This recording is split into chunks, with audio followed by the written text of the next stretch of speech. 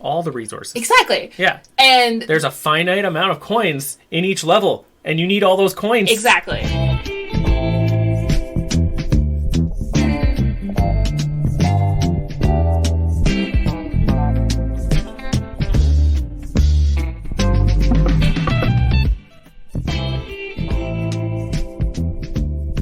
Welcome to Evening with an Artist, a podcast created by students for students, where animation junkies Jordan and Rich geek out about animation, interview industry professionals, and ask the questions you want answered. I'm Rich, and I love cartoons. I'm Jordan, and I make cartoons. Hello, everyone. Welcome to another Chit Chat episode on Evening with an Artist. Welcome. Today, we're going to talk about, just sort of like a few newsworthy things. Yeah, I haven't seen much. Yeah, there hasn't been like a ton. It's been a couple things, but I really want to talk about, and again, this has come up in some previous episodes, but we're kind of following the journey of the new Mario movie. And I want to talk about it some more. Pre-release. Because it's not out yet, obviously, but there's been another, like a full trailer drop, and there's also been a kind of a teaser snippet that was shown to us at the Game Awards. And I want to talk about them. Lots of great stuff to talk about between those two things. Yeah. So, first, let's just talk about the Game Awards snippet. It was basically just... It didn't have a ton of plot development in it or anything. It was just kind of like a clip. It was really focused on Toad and, like, kind of his role in that, like, part of the movie. But Toad escorting Mario through the town to the castle. Yeah, to Princess's Castle. And it's cool because like, it starts with a bunch of toads, like, essentially mining coins from these coin blocks. I mean, you say mining. I don't know. They're just kind of... But they were hitting it, and you can see some of them are getting tired, and someone's collecting them. It looks like it's their job. Yeah, like, their job is mining gold from these coin blocks, like these endless coin blocks or something. Which I just find funny, because I feel like that is... I mean, not that people don't mine coins that much in Mario, like maybe Super Mario Odyssey, but like coins were always like cool but not necessarily like crazy important. But I just think it's kind of... I'm gonna come right out and say I don't know what you're talking about, because if there are coins, you get the coins. Okay, right. But like, so, that's kind of part of the thing, right? Like in the video game, but you know how like in video games people find certain resources and they mine them like crazy. If they're there, yeah. They find ways to mine them. All the resources. Exactly. Yeah. And there's a finite amount of coins in each level, and you need all those coins. Exactly. And it's like really important. But in something like Mario Odyssey, it's getting worked up. But in Mario Odyssey, for example, which was like an open concept world where you could go back to worlds often and like find the same coins and stuff. It's just people find ways to like mine. Well, that's why Mario Odyssey had world-specific coins in each world as well as the regular coins, because you need to get those world-specific coins. Yeah. Yeah. I wonder if any kind of Odyssey cameo stuff is going to come up. Like, will Cappy be there? Like, I hope not. Who knows? Personally, I hope not. I don't care about Cappy. You didn't play the game, though. I played probably 3/4 of it. Oh. I haven't finished it. Okay, you played more than I thought. Oh, I blitzed the hell out of that thing for a couple days. Okay. And now I haven't, like... Since I've been living with this Switch, I haven't touched it once. Which is hilarious. Yeah. Well, yeah, I got a lot of things to do. Yeah. And, I don't care about Cappy. I don't care. I mean, to be honest, like, I played through Super Mario Odyssey. At first, I was like, Cappy, what? But, like, it's a cool mechanic. I don't care about him necessarily as a character that hard. But I'm just interested to see. I want to see how far they go with like what they bring into the film, because so far how far they build out the world. Yeah, because so far, like within the trailers and stuff, there's a lot of stuff. So what else did we see? So we saw the coin stuff. Obviously, there's all the pipes and all that fun stuff. You can see that Mario's like getting used to the world, getting used to the moving platforms, the floating bricks. Yeah. So let's just go ahead and address the elephant in the room. It is very clear from the trailer and from this little snippet that Mario is foreign to this world. Yeah. We don't know how he got there or why. Yeah. But he's clearly making a beeline for the palace, so he must be there with some kind of mission. And he may possibly have been Chris Pratt at one point in time before getting there. If there... That is what it is. If there is a single clip of the real world in this film, I'm going to be furious. That is just me. Again, we talk about our opinions. But, yes. But I am scared. Just say that if they show real world Chris Pratt with a black dyed bushy mustache and black dyed hair wearing red and blue overalls, I will not be disappointed at all. I think that would be so great. Okay, you're making a valid point. I don't like the trope of finding out in a film that, you know, the animated characters are really just, like, it's not some alternate universe thing. It's just some kid's imagination. Or, like, they were the toys that the kids played with. Like, the only time I thought that was cool was in Toy Story. They're the only ones that did it right. But, like, stuff like that, you know, I don't know. Small Soldiers also pretty good. Oh, yeah, Small Soldiers. But that was more like that was more like they were, because they were in their own world. They were in the human world as what they were. But in, like, these, it's clearly, like, we'll call it the Mario universe, because we don't know what we'll call it, Mushroom Kingdom, you know, whatever. It's a whole thing on its own where everyone is a cartoon thing. What about Princess Peach? She's seemingly human. Where did she come from? How did she become princess? That is a very good question. Thank you. But I will interject that throughout the decades, the Mario mythos has kind of always been that they were real people who traveled through pipes into this magical world, and now they have to save it. I guess, but You look at the old terrible shows, it was always the same. Even in the old cartoon show, it was the same. Like, they don't talk about it very much in the video games, because when it came out, there wasn't much story to video games to begin with. Yeah. So it was just like, hey, you're a plumber, you're gonna go save a princess, and jump on a bunch of turtles. There's so little canon, so little story. It exists, lore. You just don't know it. Yeah. But I just don't want it. I don't want it to turn into the Lego movie. That's all I'm saying. It won't. I don't want that. I don't want clips of them in real time. I want them to get over that concept very quickly, that he had this old human life that he remembers and he has no idea. Like, I get that this is kind of becoming a Mario origin story. I get that it's becoming like the Mario thing where it's like the origin story and this is what happened, so he should be thinking about his old life and all of that stuff. But I don't like it, because I don't like getting taken out of the reality that they've created. Like, I don't like the idea. I want to be immersed into this, and I want to believe that Mushroom Kingdom exists, and that's how I feel when I watch animated films.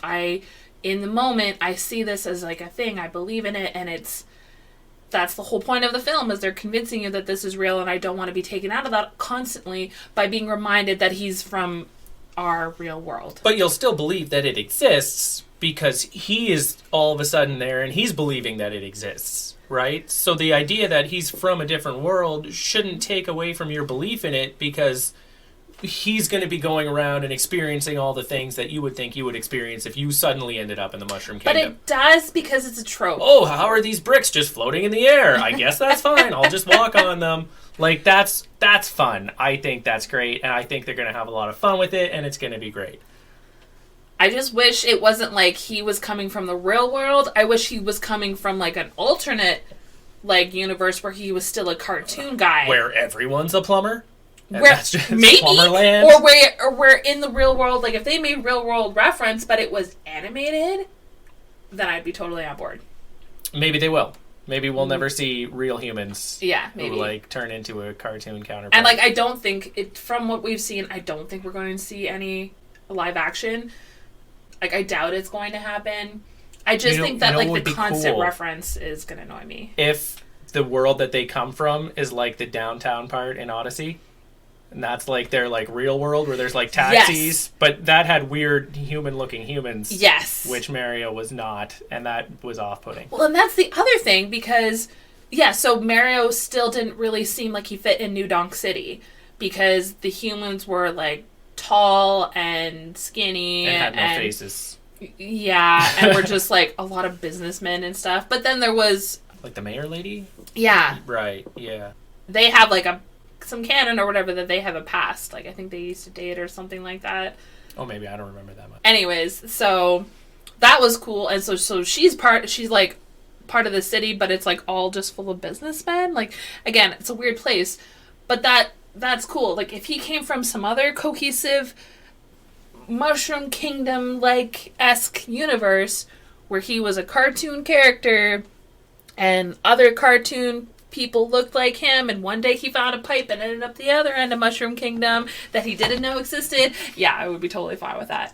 And I don't know if anyone else feels that way, but that is just how I feel. I get it. That's fair. Yeah. Let's stop beating this dead horse Anyways, and move on to other aspects of the trailer. All that to say, I'm still super excited about the movie. Like, I'm really excited. It's very clear that they're in keeping with a lot of Mario lore, and we get to see all of these references and stuff. Like, in the clip for the Game Awards, there was that antique shop, and it had, like, the real old... pixelated stuff. Yeah. That was really cute. It was adorable. And again, if you guys haven't seen these, they're really easy to find on YouTube. There's, like, the new official trailer, plus you just look up Game Awards, like, Mario movie. Because it looks like fun. Yeah. And normally I don't like finding out too much about a film before I see it, but for some reason with this, I'm totally cool with it. Because you're terrified about this movie for some reason. But, yeah, it's gonna be great. Yeah. So, it looks good. The only other thing is, I'm not loving the voice acting for Mario so far. We've heard very little of it. We only get small snippets, but, like, even, like, and I mean, I know I'm not the only one upset about it, because, like, it's just all over the internet that people are, like, a little disappointed in Chris Pratt's portrayal of Mario as we've seen so far. I mean, everyone's going to be, because they're expecting one thing, and there's no way Chris Pratt is going to give them that. No, I know. Like, hands down. Yeah. So, And it is what it is. And we'll get over it. I know once I see it and I'm in it, it's not going to really bother me. Yeah. It's not going to take me out of the whole film the whole time. But we're seeing snippets, and we're like, this isn't the best, but we'll see how it goes. I mean, aside from Chris Pratt not sounding like Mario, from what I've seen, I think there's like a 0% chance that this is not going to be an enjoyable movie, and that it is not going to do justice to the world that it's coming from. Like, the platforming aspect looks super fun. Yes. All that weird stuff. And the idea that the platforming is like training. Yeah. That's such a smart idea. Yeah. It's almost kind of like what Nintendo did with, like, Breath of the Wild Zelda, where, like, they made all of that kind of weird puzzling and 2D platforming all make sense because it's what was in the shrines, and it's about training the legendary hero. It's finding a way to, like, bring previous, like, gameplay that didn't have a lot of story, that seemed kind of monotonous, fun, but, like, why would they do it? Into story lore. Yeah, at the same time. it turned into, like, a reason for it to become a thing. Yeah. Yeah. So that's really cool. I would love to see some actual flat stuff. I would love to see random like 2D aspects. Yeah, that would be really cool. Like an Odyssey. Maybe they go through a pipe and they end up in, like, the 2D. Yeah, like, world for a bit. And I would like, do love some 2D that. Stuff. And then I mean, of course, I don't know how they explain why that happens or stuff, but I'm sure they can find a way. And they did it. It's kind of like what they did in Odyssey. He would randomly go flat to do certain levels or puzzles and stuff, and I loved that. Yeah, it was great because it just makes you feel good. To the top of a certain area. Yeah, where and you're just like classic classic physics. Yeah, and you're just classic flat Mario. Yeah, it's so cute, and I would love it. They did. That was a great like element to put into that game. It was, and I love that it really is for, like, people of a certain age that have that nostalgia, because, like, kids these days, they're not playing flat Mario. Like, no, they're not doing that. So they're probably starting with Mario Odyssey, and they have no idea what's behind that. So it's, it's for those. It's for the old people like me. Dinosaur video gamers. Yeah. Anyways, moving on. Strange World has now been in theaters we're moving for a right bit. on from the Mario trailers. Yeah, moving right on from the Mario stuff. Strange World is out. People are loving it, maybe. I haven't I've heard seen nothing it. about it. I still don't know what the plot is. Okay, so I try not to watch too much of the trailers because I don't like spoilers, and the trailer, it's already spoiled stuff. It's very spoilery. Is it? Yes. It's like a blended family maybe. Who's yes, which that was like fine to know, which is really space cool. Or something. I'm trying to remember, but yes, it's this family, and then like I think space people from like space get introduced, and an old family member comes back From space. Yeah, and like there's like these conflicts and stuff.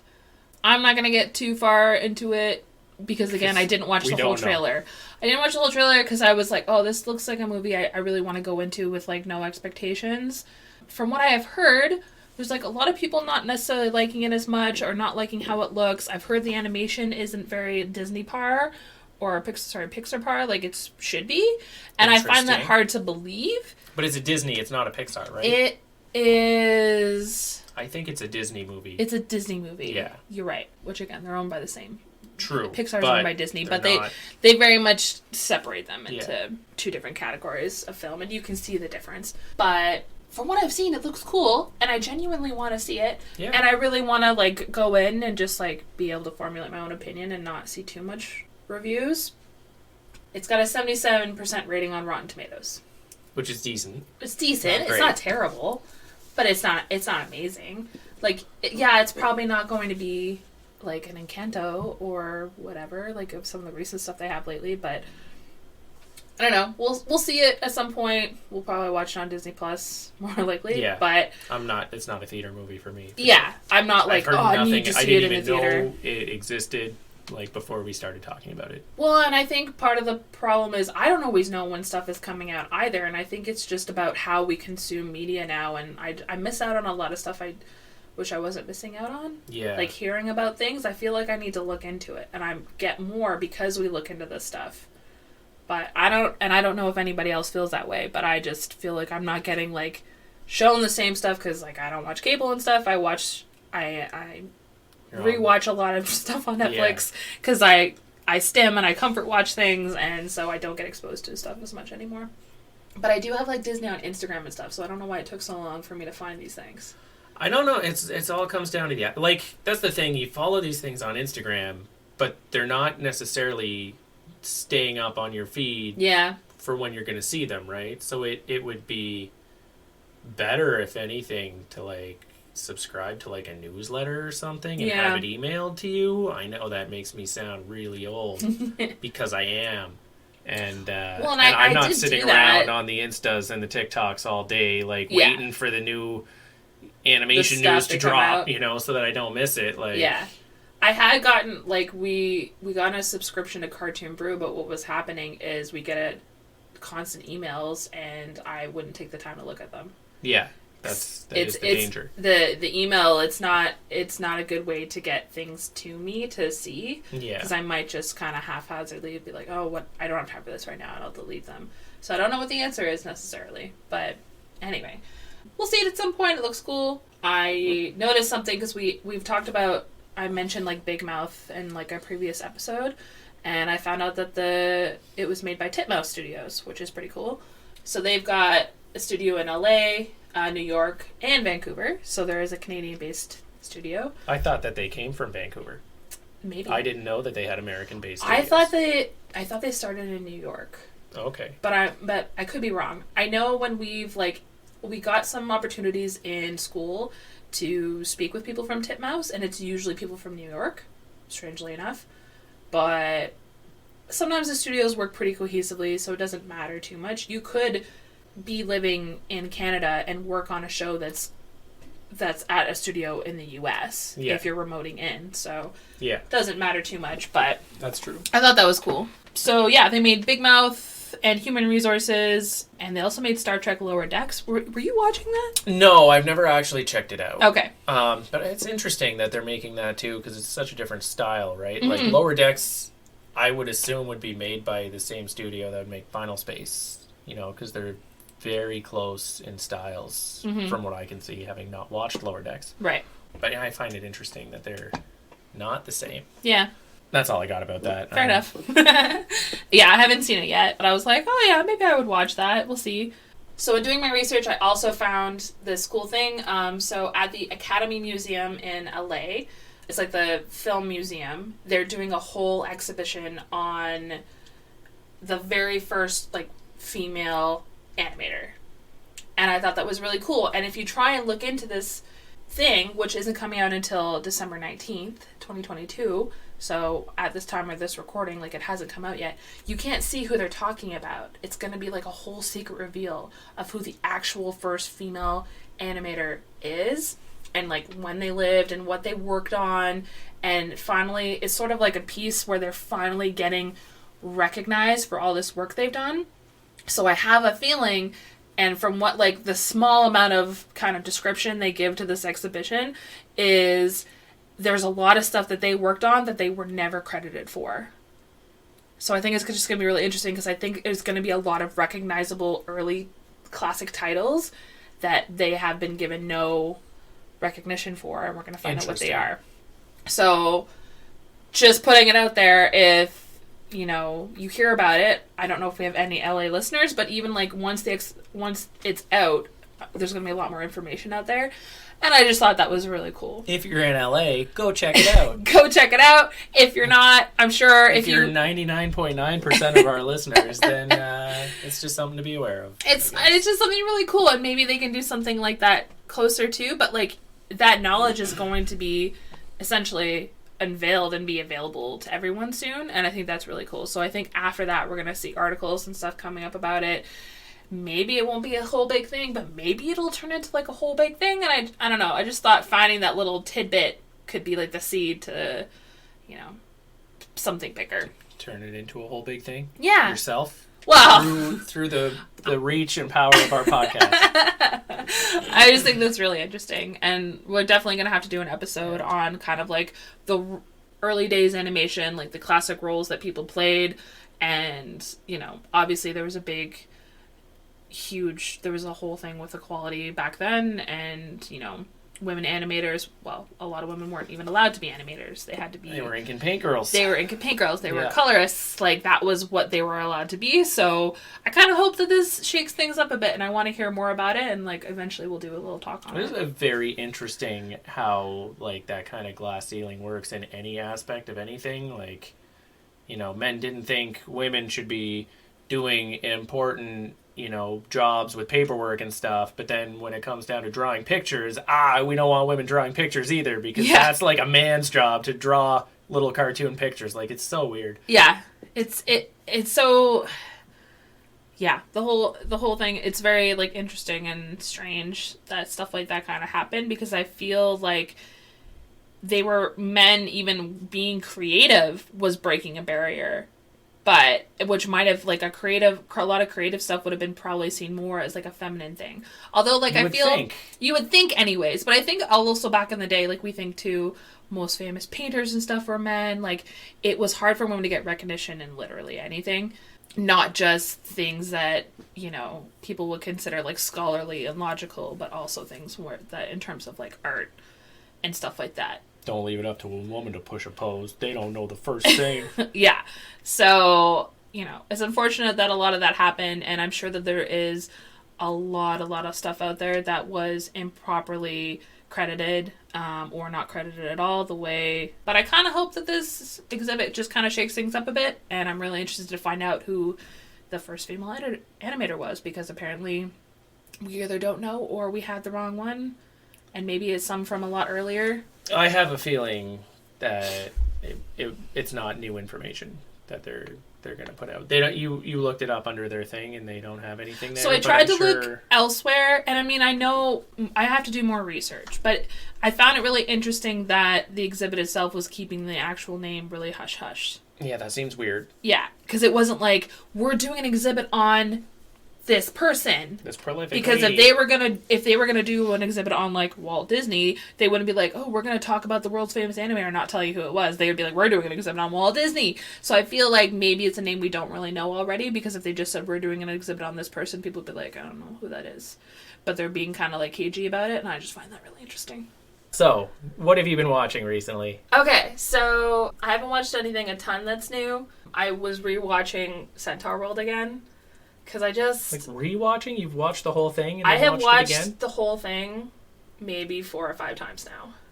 I love Centaur World. Oh my goodness. I love Centaur World so much. And it's funny because I feel like because I was that person. I'm sure there's a lot of people out there that have watched it, started watching it, and they're like, I don't think this is for me. 100% me. But I promise you, please just hold on. It gets so good. I swear, it's so... It's got a little of everything. It's super weird. Okay, the animation is ridiculous. There's so many like boundaries that they get to break. It's really, really cool. But the story behind everything, it's so good, and it's so heartwarming. It's amazing, and I cry like a baby every time. It's so good. You haven't finished it yet, right? I haven't. I do have to admit, like, I watched the first few. Mm-hmm. I was like, I cannot do this. I know. I put it away for a long time. Mm-hmm. We talked about it, I think, on a previous episode. Yeah. I came back to it. I'm like halfway through season 2 now, I think. Yeah. It sounds like that. It is a lot better, and like, yeah, the more the story develops, it is very interesting, and it does hook you to like see what, because in the beginning it doesn't like, the story isn't quite there yet, and of course, and it's also like a whirlwind, right? Because, you know, spoiler alerts if you haven't seen it, but it has been out for a while, and I'm not going to get into anything too deep, but like, it starts in this retro style, and the world is dark and everything is dead, and like there's war, and it's this rider and this horse, and it's a very cool, like, more like almost Disney-ish style, like, it's got Disney-ish, that, not but, Disney, you know, it's got a more like, classic, that classic, more retro, a little choppy, like, kind of style. It's really nice, like, it's really cool, and you're like, I could get into this. This is pretty cool. And then you drop in a Centaur world, and everything is just like curves everywhere, and like, and like the bushes silly, have butts, and like you just get like smacked up. But that's kind of the brilliance of it, because like, even the leaves are centaurs. Like, everything has like everything Jim is Henson sentient. Couldn't have done it better. And like, it's just so interesting because it really helps you be in writer's perspective, which I think part of it is why, like, you don't get sucked in at first, because it's almost as if you were watching something and it's like, no, you weren't watching that, you're actually watching this, and you get kind of thrown back a little bit. You wanted to watch the first show, and then they like catfish you, and they're like, now you're the bait and switch. And I mean, now you're watching this goofy, ridiculous show. And I mean, obviously, if you see the Netflix thumbnails, you know it looks like a ridiculous show. Like, it's not completely hidden, but you get it. The first part is just long enough to get you hooked, and you're thinking like, oh, this is kind of cool and edgy, and like, oh, there's like war, and it's like kind of, and then it's like, bam, rainbows and like talking farts, and like all of the shrubbery and has the power butts. to be super handsome. Yeah. Everyone's got magical powers, and they can shoot tiny versions of themselves out of their hooves. For some it's like, ridiculous. It's ridiculous. But it definitely, like, if like Adventure Time appealed to you, if like Rick and Morty appeals to you, this will appeal to you. Yeah. In time. Like, I promise, like, I've talked to a lot of people that are like, oh, I saw that, but like, I don't know, and like, I couldn't get through the first, but I'm like, please just do it. But it's hard. It's a big ask to be like, just get over the ridiculousness of this. Like, when it hits you in the face with that ridiculousness, but then you'll like learn to love it. Like, now I love it. I love the ridiculousness. I love all the humor. Like, once you've like watched it through and you fall in love with the characters, you just love it so hard.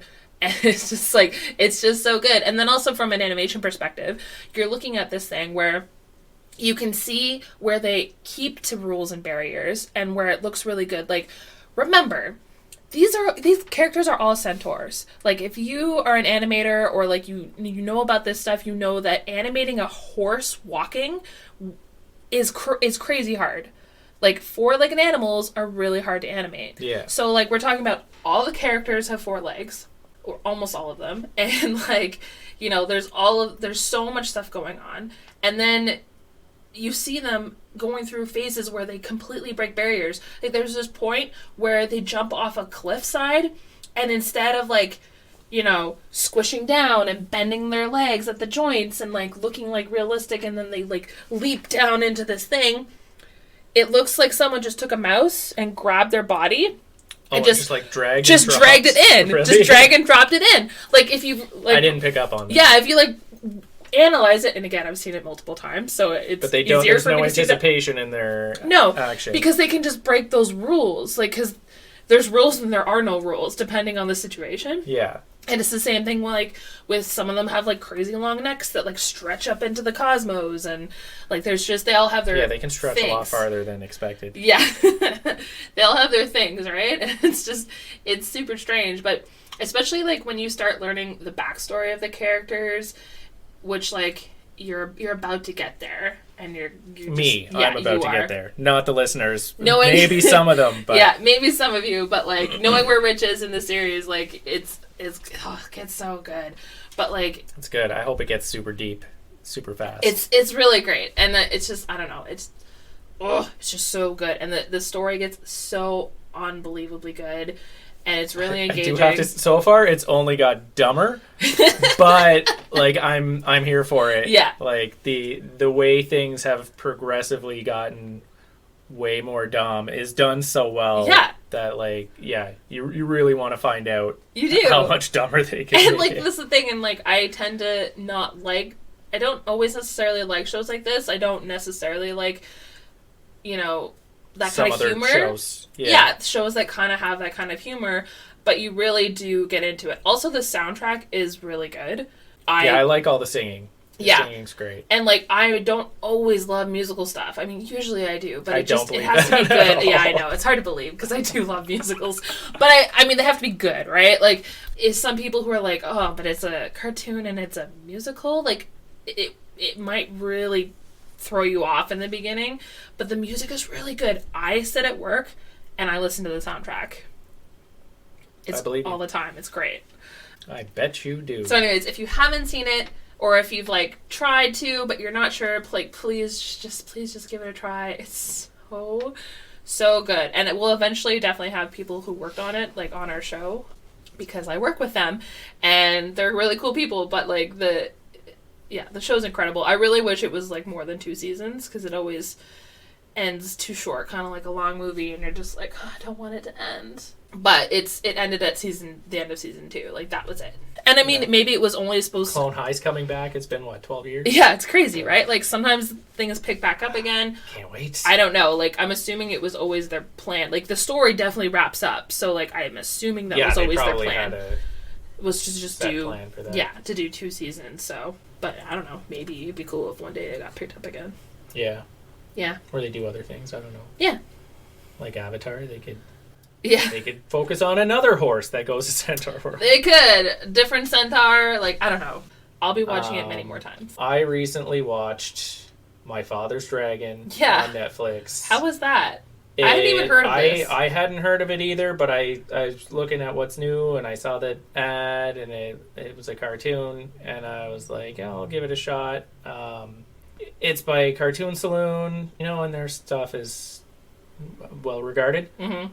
I haven't seen much of their stuff, as it turns out, but they do good things, and they get a lot of acclaim for it, and I think this is kind of getting a lot of acclaim too, and I don't really know why. It seemed very disjointed. Like there's kind of like 2 stories going on. Like there's this issue that this kid is having with his mom, and she's like not listening to him or something. Okay. And then he just like somehow ends up disappearing and riding on a whale's back to this island to kill a dragon or something. I don't know. It was a few weeks ago,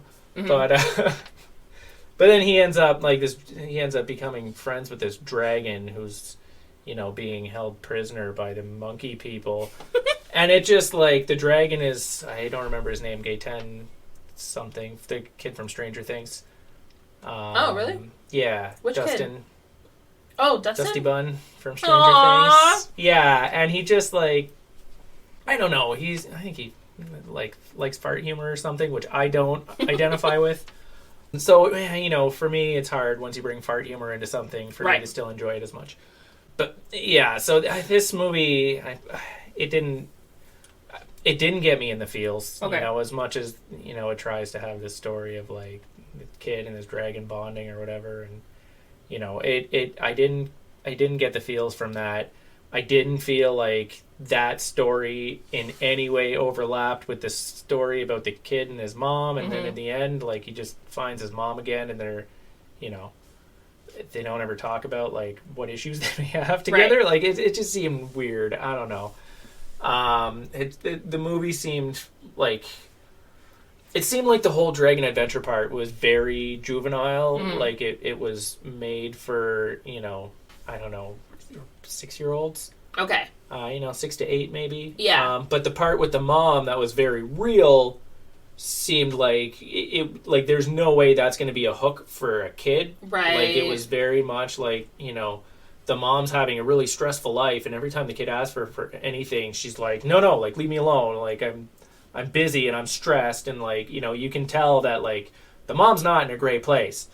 You never find anything out about her, because then you watch this kid go do this dragon thing, and then he comes back and he's like, hi, Mom, I'm back, and then the movie's over, and you're like, what's going on with the mom? Like, she had real problems. I want to know what happened with her. Like, it was just, it sounds like there was a struggle to get that kind of, like, family thing where, like, kids and adults will, like, see the joy in all of it. Yeah, like, they were really trying to find a way to appeal to all the different audiences. But it wasn't cohesive. But it didn't feel cohesive. And for, you know, Cartoon Saloon, they're, like...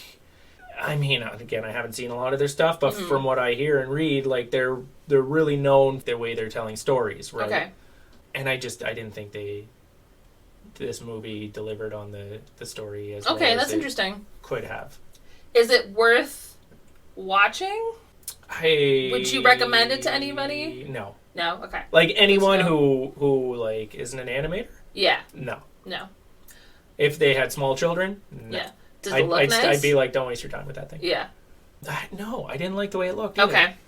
I didn't like the way it looked. I didn't like the way it played. Okay. I didn't like the voice acting. Like, it's too bad. I like Dusty. But Yeah. I didn't like him as this As dragon the dragon. character. That didn't work for me. You know? Yeah. Not that he can't do voice acting. Like, you know, his acting was fine. But I didn't like him as the character. Maybe wasn't, like, properly placed as that character or whatever. Just, like, not a right fit. Yeah. Or whatever. Felt miscast to me. Miscast. There it is. Oh, that's interesting. Your words were good, too. I mean, they're all good words. No, but I was thinking of, like, what's that word? You know?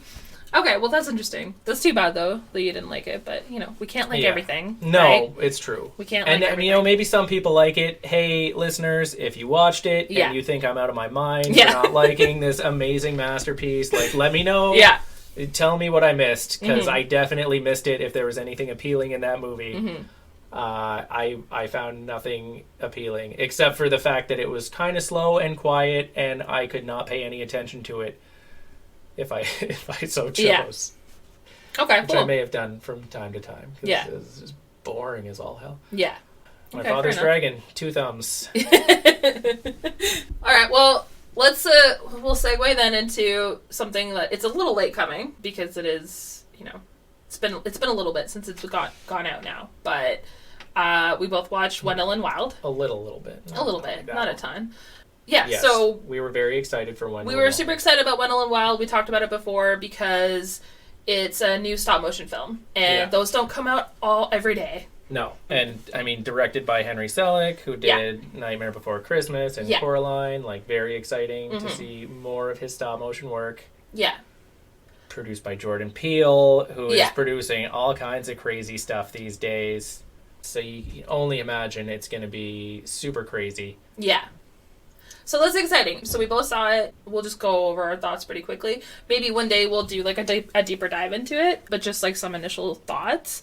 So the basic plot, it's like a tiny bit confusing, but it was weird. It was out there.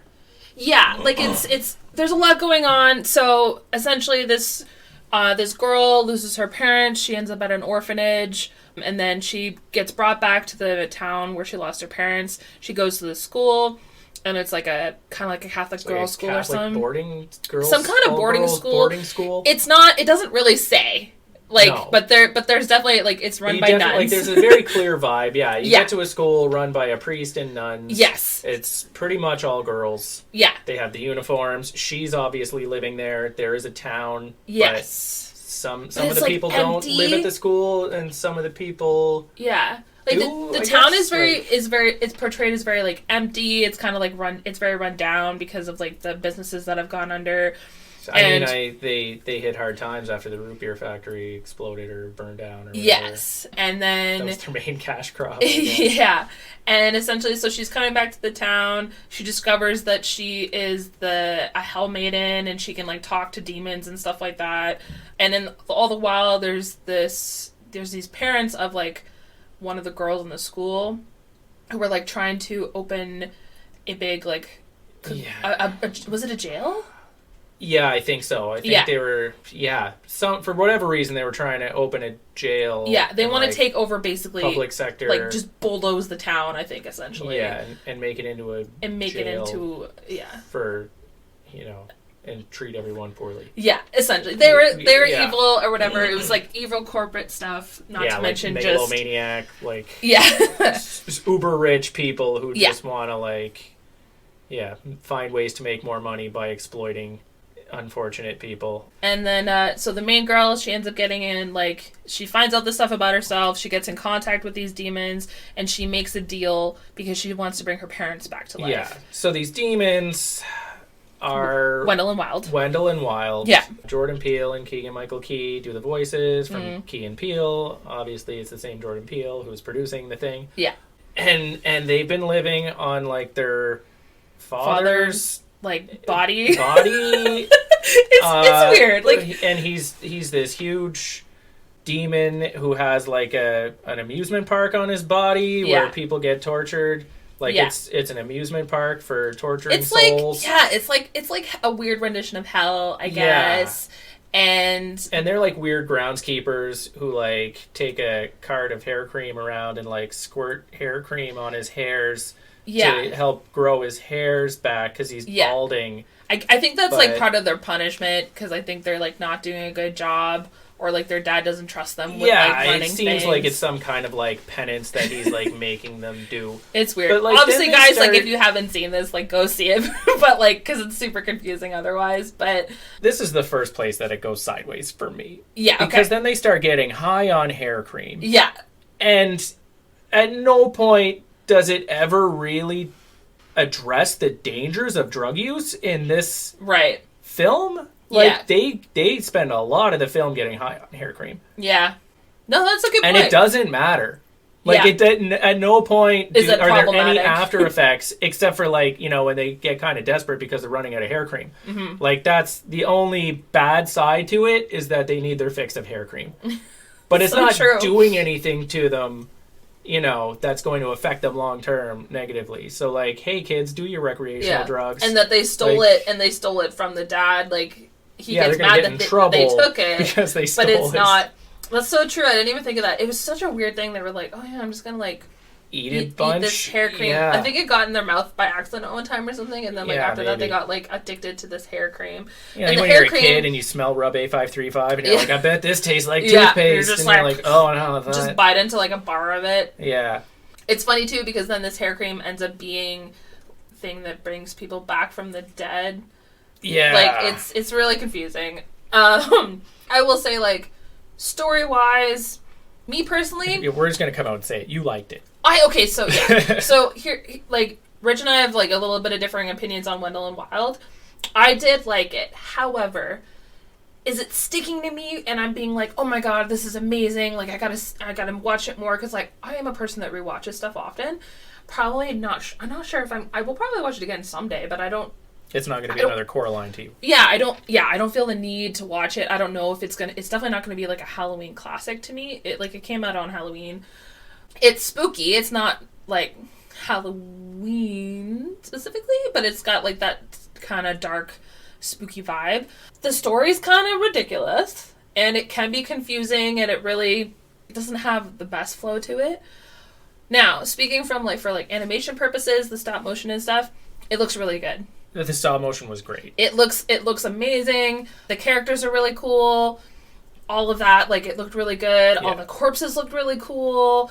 And, like, they really had that dramatic contrast with the characters. I really felt like everyone, or almost everyone, like, really kind of lived in that world. And again, like, to put the world into context, it has the perspective of, like, a real world that just happens to also then involve, like, the dead and all of this stuff. And I think that's where some of the... I don't know if I'm making sense, but I feel like that's where some of the, like, where it can take you out of the story. Yeah.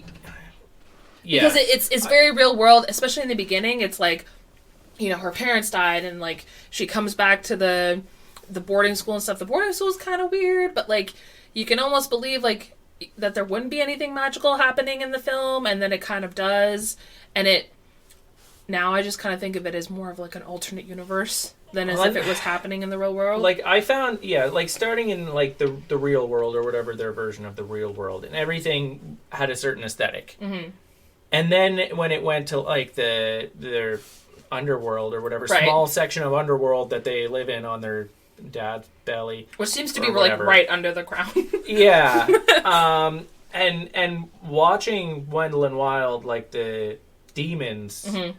At first, I had to pause the movie a couple times and try to figure out if they were actually, like, paper cutout 2D, right, or actual models, like stop motion maquettes. Yeah, because they looked so, like, flat and, like, mm-hmm. profile-y, and it was really interesting. Like, they are models. Yeah, but, like, it was an interesting aesthetic. Yeah, it was a very interesting aesthetic, to the point that it, like, tricked my brain into thinking I was seeing something that wasn't actually there. Right. And I wasn't doing any hair cream that day, so I know it wasn't just me. But yeah, like, it was neat that, like, the demons are so stylized, mm-hmm. as, like, they're coming from, like, a different world almost, but, like, they look different. And I thought it was interesting that, like, they're the demons coming up, and they look so different that, like, they almost couldn't even be from this world, even though then they look like regular men, but they still have that weird... that kind of paper cutout feel to them. Yeah. I definitely noticed that contrast, and, like, it is kind of weird. It's kind of jarring, and... I've definitely, like, having thought over the movie again, like, I definitely don't totally even understand, like, my own feelings on it. It's definitely not hitting me as, like, oh my god, you know, amazing, best thing ever. I've seen other stop motion stuff that I like a lot better. Yeah. I don't think it's, like, a terrible movie, a bad movie. It's definitely, like, if it was me, I'd say, like, yeah, watch it. Like, I would recommend it. But I would say animation-wise, definitely watch it. I think story-wise, no. I wouldn't recommend it. Unless they were, like, a huge stop-motion animation fan. Yeah. Like, even, you know, if they're not interested in, like, you know, doing it or learning more about it, but they just like watching stop-motion things, I'd be like, yeah, sure, watch it. Yeah. But the story I found was too disjointed. Am I going to say that too many times in this episode? Probably. There were so many things that didn't work. Okay. And I don't want to get, like, spoilery, so I don't want to address all the things that didn't work. It was entertaining. The animation was pretty. I really liked the animation. Mm-hmm. Some of the aesthetics were really cool. Yeah. And it was entertaining. But the story was so all over the place. Mm-hmm. Not any of it got explained. And for that reason, I'm out. Fair enough. Did not sell me. Yeah, that's totally fair. And again, like, I feel like if I were to watch it again, it would mostly just to be, like, to see it again, see the stop motion, like, see how it looked. Like, hyper-criticize the... Because it's cool. Like, I want stop motion to continue. Like, I like supporting stop motion films because I want them to succeed and continue. It takes so long, and it's so expensive. It takes long, and it's expensive. We haven't even seen, like, the past handful of stop motions that and I mean, that's the thing, there's so few people that do it, and I was interested. Like, Netflix is doing it now. There's another thing on Netflix with, like, these wool the house characters. I still haven't watched that. I haven't watched it either because it looks so eerie, but I want to see it because I'm my friend curious. Watched it and she told me to watch it, and she likes weird stuff. Okay, so I know it's gonna be really weird. Yeah, like, it's from the trailer, you know, this is a weird film, but I want to see it. Raw wool animation, that's so cool. Yeah, and it's kind of a really neat idea because I know very little about like how you make these things, but like it's kind of a fad right now. Pin wool into shapes and like make little stuffies and stuff out of them. Okay. And you take a ball of wool and you stab it with a needle a zillion times until it forms a shape. That's how you make it. What? Yeah. It seems like you don't know why that would work, but like you get a bundle of mess of wool. And you stab you it. Like keep like compressing it. You stab it and stab it and stab it and stab it and stab it and stab it, and then eventually it turns into kind of like a shape. And then as you stab it, you morph it into like a shape. So you make a face, and then you take like other colors of felt and you stab on the eyes and you stab on the features and stuff. So I'm assuming. Again, I don't know. But I'm assuming, like put it in front and then like poke it in until it's in. Yes, exactly. You poke it in. Right. It's such a weird thing, and it's cool though, and. You make a ton of stuff out of it, but I'm assuming with this is like when they're moving their mouths and stuff like that is because they've literally probably gone in and adjusted the felt that way, or like put more pieces on and done stuff, because it's not like the models and stuff and like the figures you use in something like Kubo that have joints where you would like literally take the jaw off to change the take mouth. half their head off and Yeah.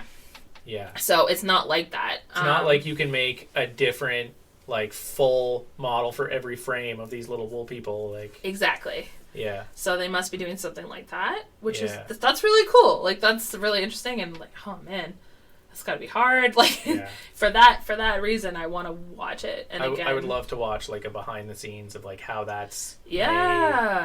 And again, I don't want this craft to like. To be forgotten. It's hard when things take more time and more effort and therefore cost more money for things to continue in a world where we try and make everything as cheap as possible. Yeah. And these things don't earn more money. No. So they like cost a lot more. They cost a lot of money. So but it sucks because there's amazing films out there. Nightmare Before Christmas, Coraline, Kubo. Kubo is amazing. And if like you watch the behind the scenes of how they made certain pieces, we're definitely gonna have to talk about it. But apparently, it was good. So good. I love Kubo. Kubo and the Two Strings is so good. If you haven't seen it, watch it. It's fantastic, and you can watch the behind the scenes. I do agree. Kubo and the Two Strings was very good. It's beautiful. I don't think I liked it as much as you. I love it so much. And I love Leica Studio is really, really cool. And I've listened to people talk about it on podcasts and stuff, like what their day is like when they're a stop motion animator. And it's so different from like myself as an animator that's like a 2D digital animator. And it's just really interesting to learn how they do that. And we'll have to have somebody on the show one day that can talk about that. You put in like an 8-hour day for like 12 seconds or something, right? Like like not even 12 seconds. Yeah, like it's crazy. And they also talk about like there's all kinds of things that can happen to your model. But so let's say you're working on like a sequence of scenes over like weeks of time. The weather changes with temperature, things swell, and everything ever so slightly shifts. They have to like actually super temperature control. Yeah, they have to like actually be able to notice like when things have shifted half a millimeter or whatever, and like actually fix things. It's crazy. Yeah. Like, the amount of detail and work that goes into that stuff, it's unreal. Yeah, that is crazy. Yeah. Anyways, that's all we got for that. Yeah, that's all we got for that. That's what we've been watching. I hope you guys enjoyed it. And if you have any thoughts on the Mario movie trailers, on Wendell and Wild, on any of this stuff. My Father's Dragon. My Father's Dragon, if you guys want to, like, let us know what you think about these things. Yeah. If you want to yell at Rich for not liking My Father's Dragon, let's go. You can do that. I'll be surprised. Go ahead and surprise me. Thanks, guys. Thank you for listening. If you have as much fun with these episodes as we have making them, consider following us on Instagram and Twitter at Evening with an Artist. Get up-to-date news on future events, episodes, and more. You can also check out our website, eveningwithanartist.com, for a look at previous recordings, interviewees, news, and upcoming shows. We would love to hear from you, so send us a DM on Instagram or email us at jordanandrich@eveningwithanartist.com. Don't forget to join our community on Discord and see where it all started. Here, you can chat with other members and submit your interview questions. Did you enjoy the music? All the tunes on our podcast were created by our music man, Dougal Dawson. To learn more about Dougal and listen to an uncut version of the Iwa tunes, You can find him on our website. If you'd like to support the show, visit the donation page on our website, linked throughout all our social media, to help fund equipment, production, and guest speakers. Until next time, I've been Rich. I've been Jordan. And this has been Evening with an Artist.